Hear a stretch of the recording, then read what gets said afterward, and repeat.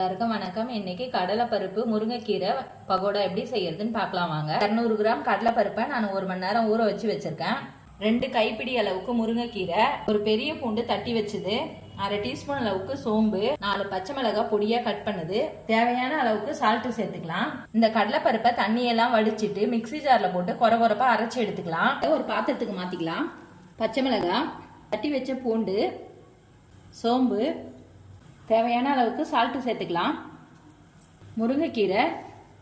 ஹெல்தியான இந்த முருங்கைக்கீரை பகோடாவை நீங்களும் உங்கள் வீட்டில் செஞ்சு பாருங்க. மாவு நல்லா கலந்தாச்சு. இதை பகோடா போட்டு எடுத்துக்கலாம். எண்ணெய் நல்லா சூடு பண்ண உடனே சிம்மில் வச்சுக்கலாம்.